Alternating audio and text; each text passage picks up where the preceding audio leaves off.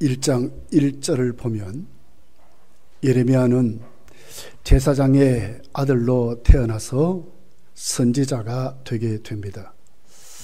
그러면서도 그가 하나님께 말씀을 받고 쓰임 받을 때에 이스라엘의 그 참상을 보면서 그는 바벨론에게 명망하는 그 이스라엘을 하나님 앞에 통곡하고 얼마나 슬픔이 극했는지 그의 눈에 눈물이 마르지 않는 참혹한 현실을 노래하는 그것이 바로 예레미야서의 기록이었습니다.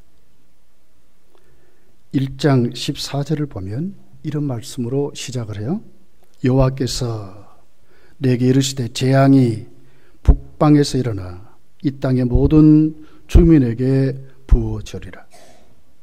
15절에 보면 내가 북방 왕국들의 모든 족속들을 부를 것인즉 그들이 와서 예루살렘 성문 어귀에 각기 자리를 정하고 그 사방 모든 성벽과 유다 모든 성읍들을 치리라. 여호와의 말이니라. 누구의 역사였어요?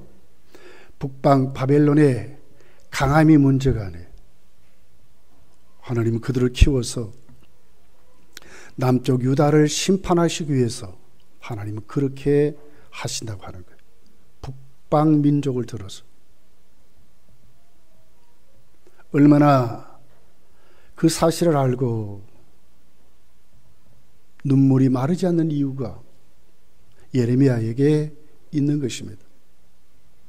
유다의 선지자로 부름을 받아서 해결하지 못하는 자신, 아무리 말씀을 전해도 듣지 않는 백성들, 그 속에서 갈등하면서 밤낮으로 눈물이 그치지 않는다 그랬어요. 예레미야 9장 1절을 보면 이렇게 해요. 말씀해요. 어찌하면 내 머리는 물이 되고 내 눈은 눈물 근원이 될고 죽임을 당한 딸 내 백성을 위하여 주야로 울리로다. 예레미야 14장 17절에 보면 너는 이 말로 그들에게 이르라. 내 눈이 밤낮으로 그치지 아니하고 눈물을 흘리리니 이는 처녀 딸 내 백성이 큰 파멸 중한 상처로 말미암아 망함이라 그랬어요. 예레미야 예가를 히브리 원전을 보면 그 제목이 어찌하여 그런 뜻이에요. 이름 그대로 애가입니다.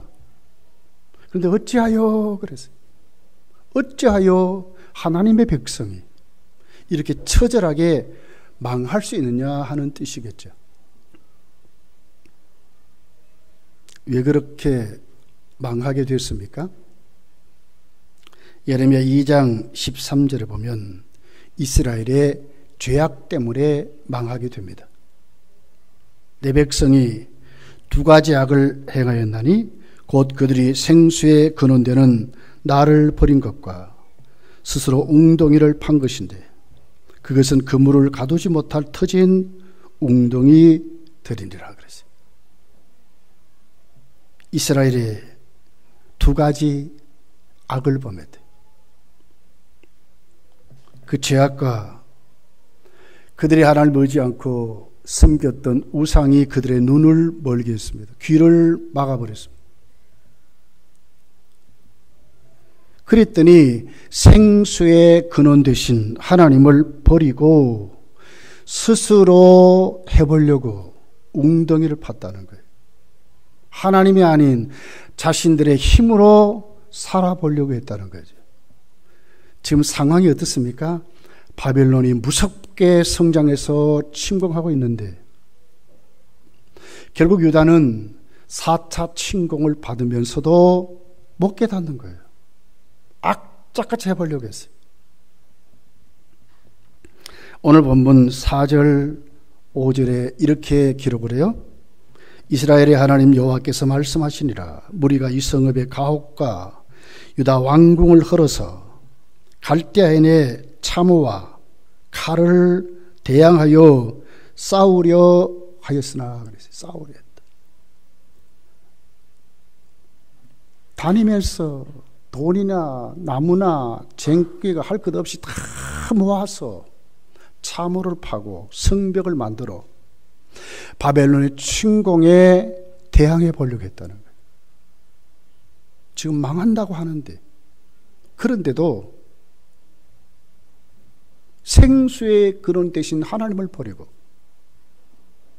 그들은 스스로 자기들이 한번 해보려고 하나님 아닌 다른 것을 의지하면서 그렇게 살아보려고 했던 누굽니까? 하나님의 백성들의 모습이었어요. 결국 이 같은 일은 헛된 노력으로 끝나버리고 하나님이 무섭게 심판하시죠. 5절 중반절부터 이렇게 기록해요. 내가 나의 노여움과 분함으로 그들을 죽이고, 그러니까 바벨론이 죽이는 게 아니라 하나님이 죽인다고 말씀. 그들의 시체로 이성을 채우게 하였나니 이는 그들의 모든 악행으로 말미암아 나의 얼굴을 가려 이성을 돌아보지 아니하였습니다. 하나님이 심판하시는 거예요. 바벨론 왕 느부갓네살은 4차 침공을 하고 결국은 그 침공에서 마지막 시드기야 왕이 된 지 11년 만에 완전히 유다는 멸망하게 됩니다. 예루살렘에 침공한 바벨론 군인들은 예루살렘을 그 성을 또 이렇게 뺑 돌아서 흙성을 만드는 거예요. 성벽을 만드는 거예요. 한 사람도 못 나도록. 외부의 물자나 외부의 어떤 공급도 하나도 받지 못하도록 완전히 틀어막고. 그게 어떻게 되겠어요? 한 달, 두 달은 참고 살겠죠. 결국 1년 반 만에 유다왕 시드기야가 바벨론이 쌓아놓은 그 성벽을 무너뜨리고 도망을 하다가 여리고 평지에서 잡혀서 바벨론으로 잡혀가는데 두 눈이 뽑혀가지고 잡혀가는 거예요. 그리고는 성전을 유린하고 성전을 불태워버리고 예루살렘의 왕궁을 불태워버리고 귀족들의 재산과 그 모든 집들, 가옥들을 다 불태워서 완전히 폐허가 되게 만들어버리는 거예요. 도망가는 사람 잡아 죽여버리고 겨우 살아남은 자들 중에 항복하는 사람 중에 귀족들은 전부 바벨론으로 다 잡아가 버렸어요. 겨우 예루살렘에 남은 사람들 아주 극빈자들만 남아있게 했어요. 아무것도 할 수 없는 아주 비극적인 아주 처참한 멸망을 그들이 당하게 되는 그런 모습을 예레미야는 눈으로 보는 거예요. 울지 않을 수 있습니까? 이때에 그 비극을 예레미야 애가서는 이렇게 시작을 해요. 예레미야 애가 1장 1절부터 이렇게 나와 있어요. 슬프다 이 백성이여, 전에는 사람들이 많더니 이제는 어찌 그리 적막하게 앉았는고. 전에는 열국 중에 크던 자가 이제는 과부같이 되었고, 전에는 열방 중에 공주였던 자가 이제는 강제노동으로 하는 자가 되었도다. 밤에는 슬피우니 눈물이 뺨에 흐르며 사랑하는 자들 중에 그에게 위로하는 자가 없고 친구들도 다 배반하여 원수들이 되었도다. 유다는 환난과 많은 고난 가운데 사로잡혀 갔도다. 그가 열국 가운데서 거주하며 쉴 곳을 얻지 못하며 그를 핍박하는 모든 자들이 궁지에서 그를 뒤따라 잡았도다. 시온의 도로들이 슬퍼하며 절기를 지키려 나가는 사람이 없음이로다. 모든 성문들은 적막하여 제사장들이 탄식하며 처녀들이 근심하며 시온도 공고를 받았도다. 총체적인 멸망을 말해요. 예배가 끊어져 버리고 성전이 무너져 버리고 예배 드릴 수 있는 곳이 없는 거예요. 이제 가족이 다 죽고 다 다 빼앗기고 완전히 없어져. 적막하다. 그래서 적막하다.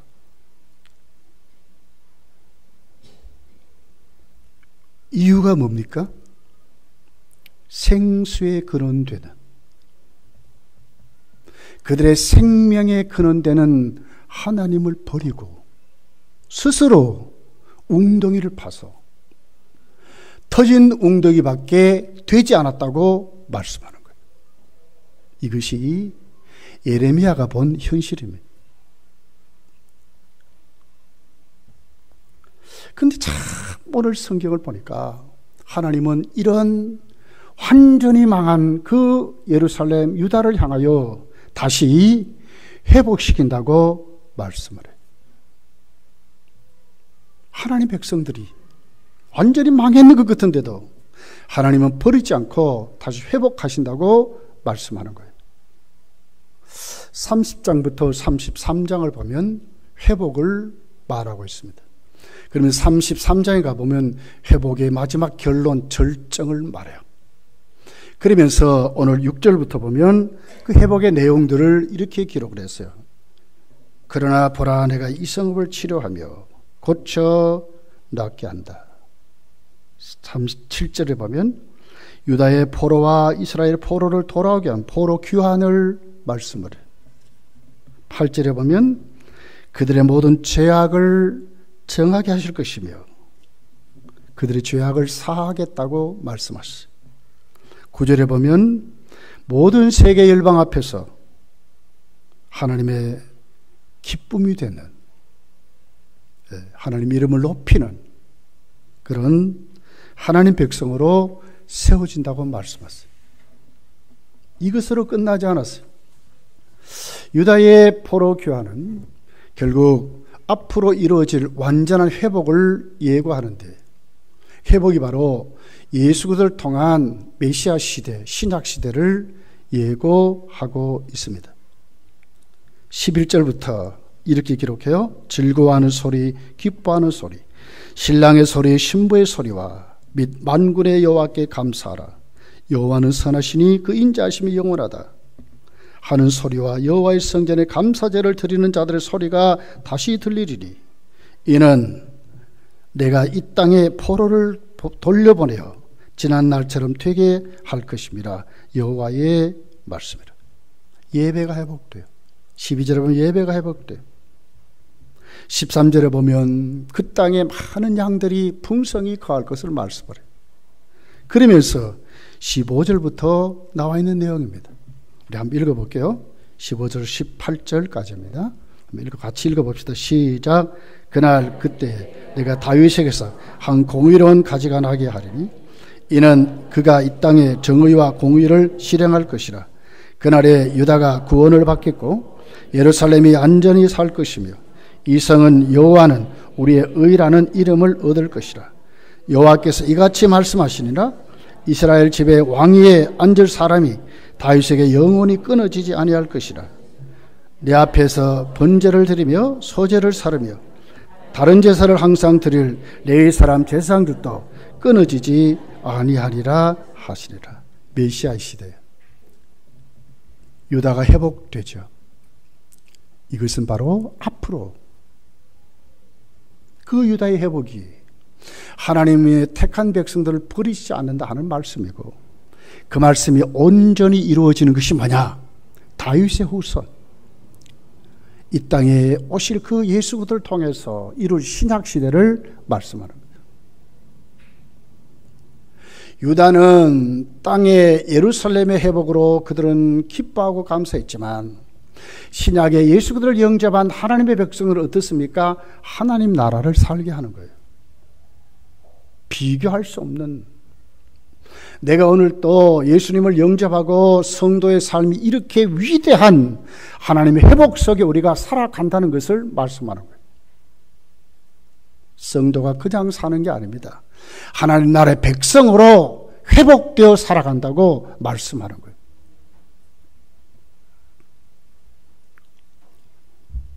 그러면서 오늘 귀중한 하나님의 그 회복의 방법이 기록이 됐어요. 메시아의 시대를 사는 우리들, 유다 백성들이 포로 귀환으로 회복될 때에 어떻게 시작했느냐 하는 거예요. 그 회복이 어떻게 시작되고 지금도 하나님의 회복은 어떤 자에게 이루어지느냐 하는 것이에요. 이게 뭐겠습니까?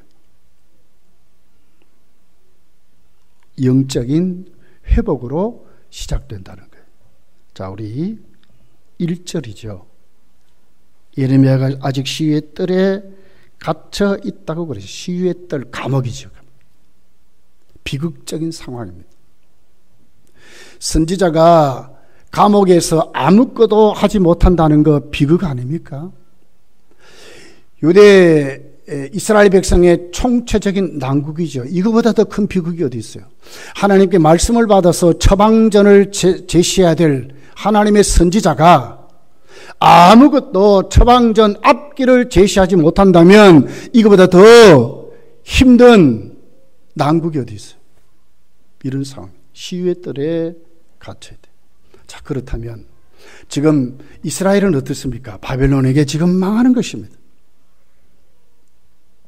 왕도 없고 성경도 불타버리고 성도 무너져버리고 모든 지역 가곡할 것 없이 바벨론의 그 군사들의 말발굽 아래 다 짓밟히고 유린되는데, 유린당하는데도 아무것도 할 수 없는 상황이에요. 예레미야마저도 아무것도 할 수 없는 상황이에요. 절망과 모든 희망이 사라진 아주 비극적인 상황으로 이렇게 말씀하는 거예요. 근데 참 1절이 뭐라고 그래요? 바로 이럴 때 여호와의 말씀이 두 번째 임했다고 말하는 거예요. 이게 뭡니까? 말씀의 회복을 말하는 거예요. 아무것도 할 수 없는 상황. 선지자마저도 아무것도 할 수 없는 상황. 예레미야도 주저앉았지요. 절망 가운데 빠졌지요. 아무것도 할 수 없습니다. 어떻게 회복이 됩니까? 이런 상황에. 우리 장로님 기도했듯이 우리나라는 지금 총체적인 난국을 겪고 있습니다. 22일 날 총리가 일본 왕 즉위식에 간답니다. 뭘 가져갑니까? 대통령의 친서를 가져간대요. 과거에는 어떻게 우리가 큰 소리 빵빵하며 그랬습니까?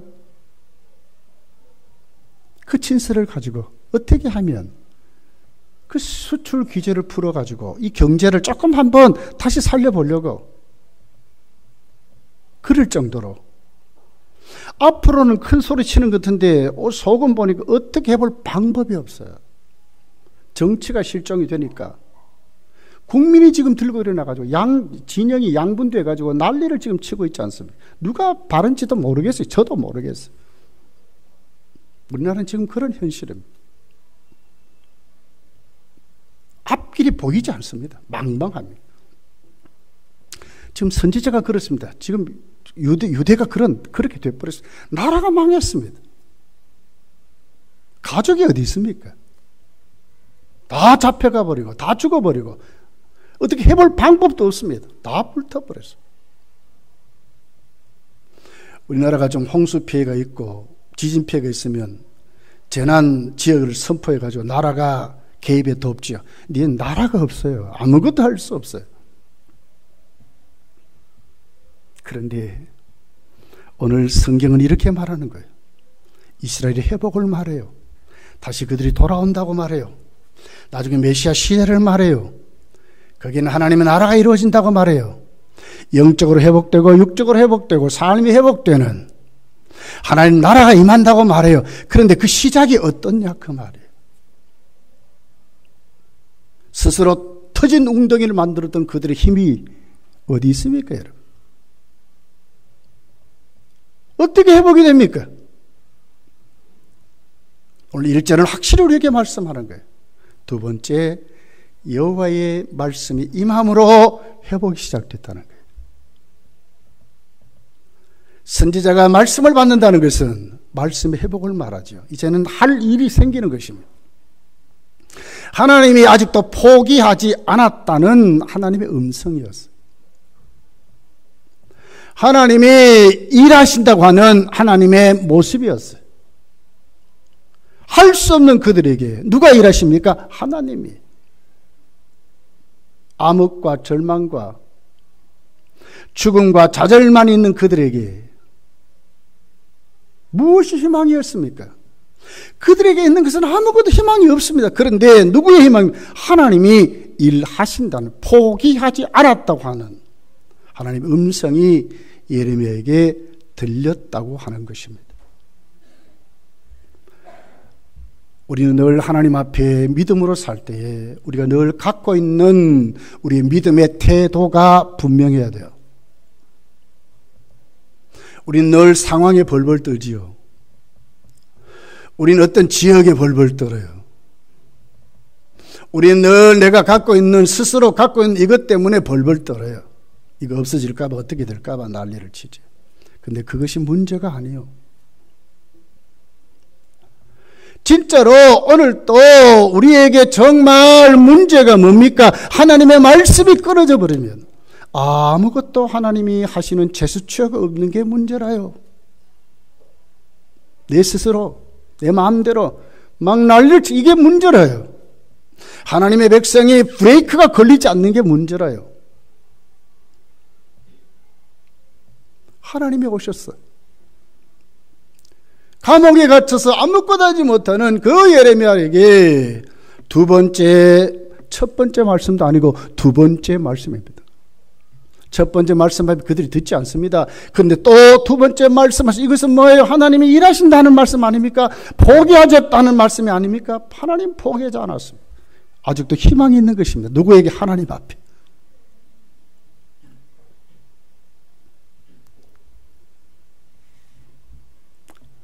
밤모섬에 유배되어서 절망 가운데 고독하고 외롭게 아무것도 할 수 없는 사도 요한에게 희망이 무엇이었습니까? 주일이 돼도 예배 드릴 곳이 없습니다. 하나님 앞에 같이 예배할 자도 없습니다. 아무것도 할 수 없습니다. 노동에 시달리고 비난과 모독에 시달리고 감옥 속에서 꼼짝하지 못한 사도 요한에게 희망이 무엇입니까? 요한계시록 1장 1절에 보니까 예수 그리스도의 계시가 사도 요한에게 임한 것입니다. 그 계시가 무엇이었습니까? 속히 될 일이었습니다. 그 계시를 사도 요한이 받았습니다. 사도 요한은 자기가 본 것, 자기가 받은 것을 증거했다고 그랬습니다. 이제 희망이 있고 일감이 생긴 것입니다. 다시 일어나게 된 것입니다. 예레미야에게, 이스라엘 백성에게 하나님을 회복시키는데 맨 첫 번째 한 것이 하나님이 어떻게 하셨다고요? 말씀의 회복이었다는 거예요. 성도가 이럴 때일수록 오늘 우리 사회를 바라보면서 우리가 무엇부터 회복되어야 하느냐 하는 것이지요. 스스로 한번 해보겠다고요? 말씀의 회복이 먼저라고 하는 것입니다. 말씀의 회복입니다. 말씀이 들려져야 합니다. 말씀 속에 하나님의 일하심이 오늘 내 속에 분명히 이루어질 때에 우리에게는 희망이 있는 것입니다. 말씀하신 하나님은 어떤 분인가요? 2절이죠. 일을 행하시는 여호와, 그것을 만들며 성취하시며 여호와 그의 이름은 여호와라는 이가 이같이 이르시되, 이와 같이 이르시되. 하나님 어떤 분이에요? 하나님은 창조자이십니다. 모든 것을 계획하시고 하나님은 창조하셨습니다. 그 창조한 모든 것을 하나님은 운행하시죠. 조금도 실수 없이. 그러면서 하나님은 그 일을 반드시 이루는, 성취하시는 하나님이라는 거예요.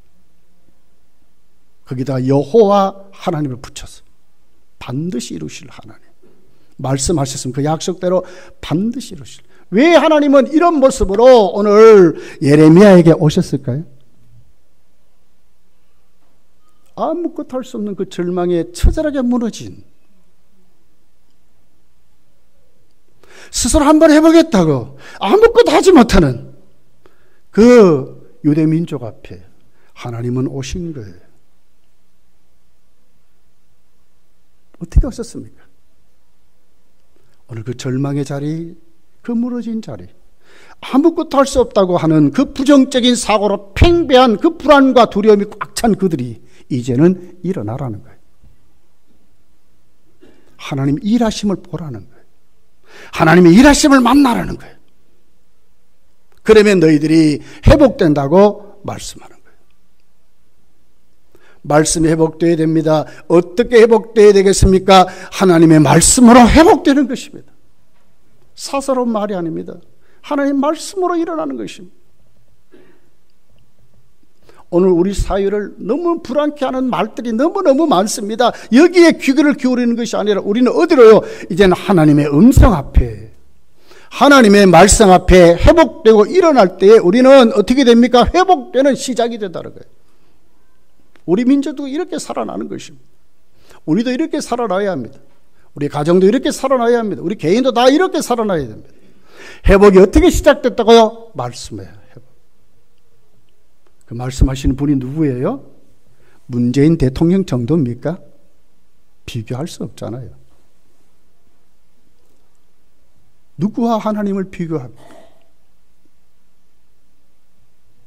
하나님은 모든 것을 계획하시고 그 모든 계획하신 일들을 만드시고 조금도 실수 없이 모든 것을 계획하신 그 일들을 만드신 그것을 운행하시고 어떤 것도 못할 것이 없는 하나님의 권능으로 하나님께는 문제가 되는 일이 아무것도 없다는 거예요. 이스라엘은 문제 앞에 섰지요. 근데 하나님께는 아무 문제 되는 것이 아무것도 없다고 예레미야야. 하나님의 음성이 두 번째로 그에게 임했다고 하는 것입니다. 예레미야 32장 27절에 보면 이렇게 기록했습니다. 나는 여호와여 모든 육체의 하나님이라 내게 할 수 없는 일이 있겠느냐 그랬어요. 내게 할 수 없는 일이 있겠느냐. 사람과 다르신 하나님, 우리 수준으로 하나님을 평가해서는 안 돼요. 우리의 신앙 경험에 하나님을 가둬놓으시면 안 돼요. 못할 일이 있겠느냐, 능치 못함이 있겠느냐, 그 말씀. 모든 것을 계획하신 그 하나님은 만드셨고 일하시면서 지금도 못할 것이 없는 하나님으로 역사하신다고 하는 거예요. 누구에게? 예레미야 정신 차려라. 그렇게 말씀하는 거예요. 그러면서 그 하나님은 예레미야에게 일어날 방법을 가르쳤어요. 그 방법이 뭡니까? 부르짖으라는 것이었어요. 기도의 회복이었어요. 3절입니다. 우리 같이 한번 읽어볼게요. 3절 시작. 너는 내게 부르짖으라. 내가 네게 응답하겠고 네가 알지 못하는 크고 은밀한 일을 내게 보이리라. 하나님 어떻게 해요? 부르짖으라 그랬어요. 일반 기도와 다릅니다. 부르짖으라는 말은 뭐예요? 매달리는 거죠.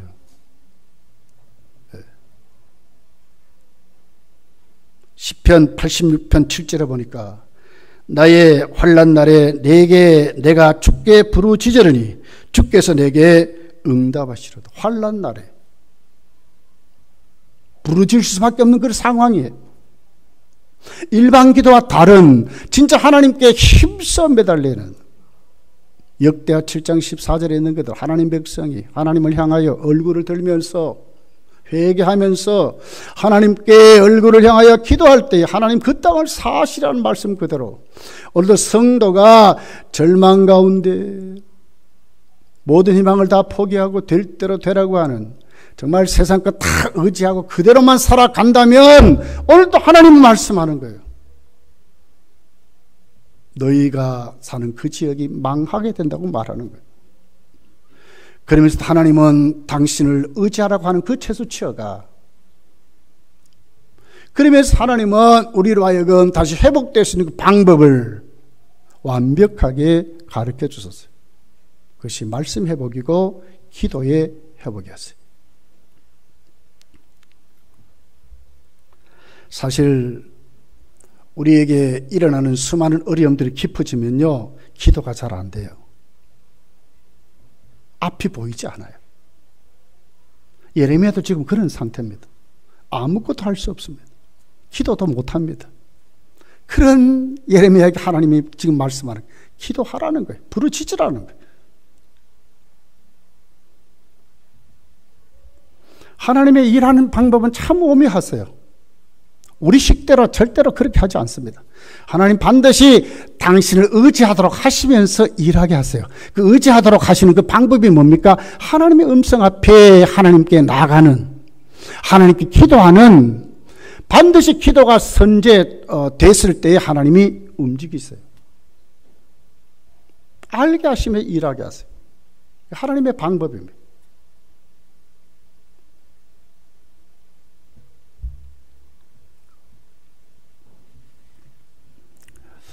가장 문제는 우리가 늘 스스로 결론 낼 때가 문제예요. 해봤다. 그런데도 아무것도 아니더라. 자신에게 주어진 그 어려움들이 깊어지고 깊어지면 늘 우리는 그래요.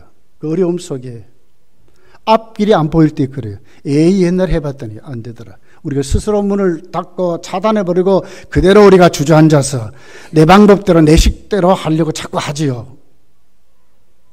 예레미야가 그랬다니까요. 그런 예레미야에게 하나님이 말씀하는 거예요.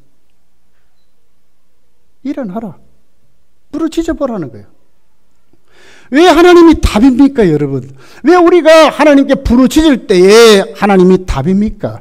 우리의 그 처절한 어려움들, 지금 우리나라가 당한, 우리들이 당한, 오늘 우리 민족이 당한 이 어려움들을 어떻게 우리가 부르짖고 해결받을 수 있습니까?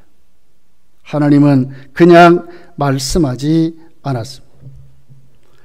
오늘 2절에 이렇게 말하죠. 내가 네게 뭐요? 응답한대. 누가 응답하신대? 하나님이 응답하신대.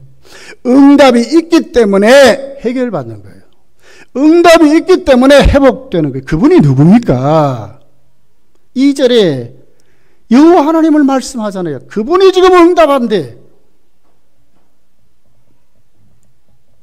이 일을 계획하시고 조금 더 실수 없이 그 일을 만드시고 그 일을 지금도 이루게 하시며 못할 것이 없는 그 성취하신 하나님이 응답하신대요. 안 되겠습니까? 하나님 지금 그렇게 말씀하는 거예요. 응답하신다, 응답하신다. 하나님이 이 일을 이루기 싫다 하신 그 하나님이 지금 그래, 내가 해줄게. 내가 한다. 그 자리에 주저앉아있지 말고 일어나라는 거예요. 일어나라는 거예요. 하나님을 보라는 거예요. 이게 믿음 아닙니까?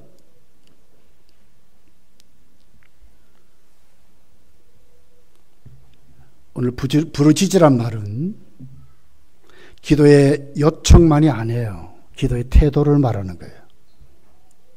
악착같이 하라는 거예요. 기도의 태도입니다. 끝까지 하라는 거예요. 기도가 쉬웁니까? 기도 쉽지 않습니다. 어려움이 깊어지면 기도가 안 돼요. 그렇지만 어떻게 해요? 부르짖으라는 거예요. 그때 스스로 포기하고 스스로 부정적으로 자신을 거기에 방치하지 말고 네가 믿는 하나님 바라보고 말씀하신 하나님 말씀을 듣고 이제는 억지로도 나와 부르짖으라는 거예요. 이루어질 때까지 매 달리라는 거예요. 그럼 회복시킨다고 하시는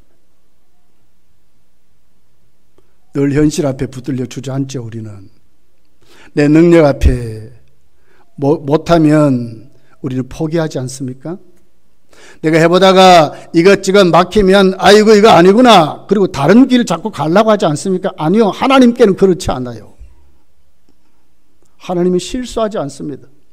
하나님은 어떤 약속을 남발하지 않습니다. 이랬다가 저랬다 하지 않습니다. 하나님이 응답하시는 것은 응답입니다.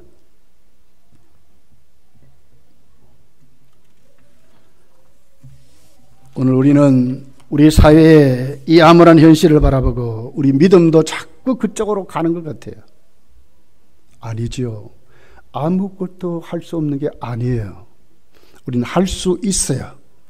어떻게 할 수 있어요? 오늘 또 하나님이 말씀하세요. 우리에게 지금도 종이 하나님 말씀을 말씀하지 않습니까? 들으셔야 돼. 그리고는 그 하나님을 이제 의지해야 하셔야 돼. 쉽지 않습니다. 그러나 해야 합니다. 이것이 사는 길입니다. 하나님이 응답하시기 때문에 우리는 사는 길입니다.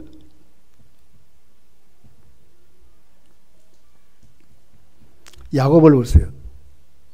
야곱은요, 얼마나 아주 그 의지력이 강한 사람인지 몰라요. 어떻게 하든지 자기 식대로, 자기 방법대로 자기가 품은 그 꿈들을 한번 이뤄보려고 난리를 쳤어요. 아버지도 속였습니다. 형도 속였습니다. 나중에 삼촌마저도 속이는 자였어요. 이런 사람이 기도하겠습니까? 근데 나중에 하나님이 기도의 자를 막 몰아넣어요. 약폭나루에 하나님 붙들고 늘어지게 만들어요. 내게 축복하지 아니하면 보내줄 수 없습니다. 하나님이 그 자리까지 만들었어요. 나중에 야곱이 진짜로 살아계신 하나님을 만났어요. 진짜 회복됐어요. 그럴 때 야곱의 모습이 어땠습니까? 애굽에 쉽게 갔습니까? 아니에요. 하나님께 부르짖고 갔어요.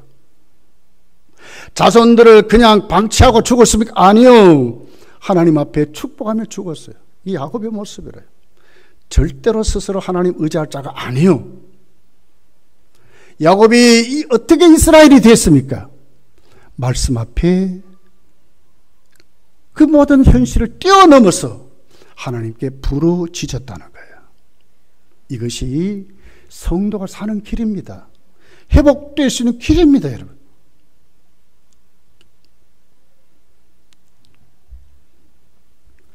응답하시는 하나님 앞에 기대감을 가지고 기도하셔야 돼요. 자, 오늘 3절이 하반절이 뭐라고 그래요? 응답하겠고 네가 알지 못하고 크고 은밀한 일을 네게 보이리라. 생각지도 못하고 상상하지 못할 일들을 하나님이 만드신다. 우리 수준이 아니에요. 신앙생활 좀 많이 했습니까? 하나님은 그 정도가 아니에요. 앞으로 무한하신 하나님이, 못할 것인 하나님이 우리를 붙잡아 쓰실 때에 당신의 방법대로 하나님이 우리에게 하시는데 어떻게 해요? 우리는 뭐 알지 못하기나 기대감을 가지는 거예요. 새 일을 행하신 하나님 앞에 오늘 또 하나님 나에게 어떻게 하실까? 내가 부르짖을 때 그냥 부르짖는 것이 아니라 내 인생 다 끝난 것이 아니라 하나님 오늘 또 내 인생을 통하여 어떻게 하실까? 우리 건강교회를 통하여 어떻게 하실까? 오늘 또 하나님 앞에 우리의 모습을 바라보면 아무것도 아닌 것 같은데 늘 그대로인 것 같은데 그렇지 않습니다. 하나님은 그냥 하시는 분이 아니에요. 영원한 계획 속에 지금도 하나님은 그 계획을 이루어 가세요. 우리 교회를 어떻게 하시려는지, 우리를 어떻게 하시려는지, 우리 가정을 어떻게 하시려는지 아직도 우리는 몰라요. 네가 알지 못하는 일, 그 비밀한 일을 우리에게 보여준다고 하시는 거예요. 그러니까 기대감을 가지셔야죠. 소망을 가지고 가셔야지. 믿음은 그런 것입니다. 하나님께는 온갖 묘수가 있어요. 하나님께는 결코 우연이 없어요. 우리의 모든 일보다도 더 하나님은 크신 일뿐만 아니라 우리의 생각과 다른 하나님이세요. 늘 우리는 내 편에서 해석하고 내 편대로 이루어지기를 원하고 살지요. 이것이 회복이 아니라요. 회복은 하나님 편에서 하나님의 뜻대로 이루어지는 것이 회복이라요. 그런데 참 감사한 것은 우리는 실수 많잖아요. 하다 보면 우리는 또 그릇된 길 많이 만들어요. 이웃의 상처도 많이 남겨요. 잘하는 것 같은데 뒤돌아보면 흠들이 많아요. 근데 하나님은 그렇게 하지 않아요. 하나님은 당신의 방법을 이룰 때에 오늘 내 생각, 내 모든 가치관, 그것을 뛰어넘어서 하나님은 당신의 방법대로 멋있게 이루어 가신다는 거예요. 에베소 3장 20절에 보니까 이렇게 기록했어요. 우리 가운데서 역사하시는 능력대로 우리가 구하는 것이나 생각하는 모든 것에 더 넘치도록 능히 하시리에. 우리가 구하는 것이나 생각하는 것보다도 더 넘치도록 더 거기에 갇혀 있으면 안 돼. 더 넘치도록 능히 하실 얘기. 예수를 믿는 것은 단순히 구원받는 것에 있는 게 아닙니다. 더 넘치도록 하나님 기쁨을 나타내고 하나님의 사역에 풍성한 은혜로 오늘 또 하나님은 당신의 나라를 오늘 또 우리를 통해서 이루어 가시는 거예요. 지지 않습니다. 말씀 회복되고 정말 하나님께 부르짖는 믿음으로 하나님이 크고 은밀한 일을 우리에게 보여주는 그 사람들은 펄펄 뛰며 살아요.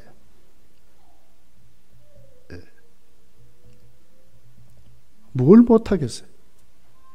펄펄 뛰며 산다는 거예요. 째째하지 않습니다.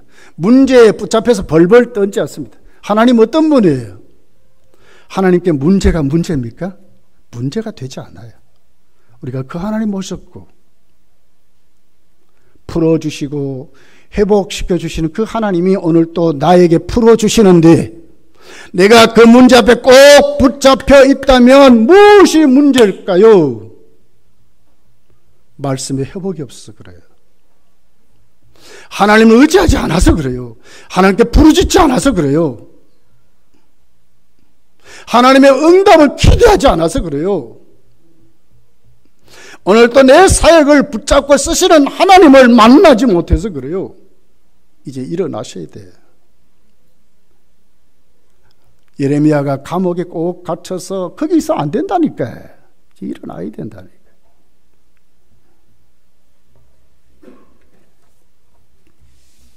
말씀을 맺겠습니다. 여러분, 오늘 우리 인생이 내가 계획하고 내 삶의 내 인생의 주인은 나인 것 같지만 아닙니다. 하나님이 계획하셨고 오늘 또 내 삶을 붙드셨고 하나님은 하나님의 계획대로 내 삶을 살게 하세요. 누가 주인이십니까? 하나님이세요. 앞으로 더 그렇게 될 거예요. 맞습니다. 예. 지금 뭐 좀 있다고 이렇습니까? 아니요.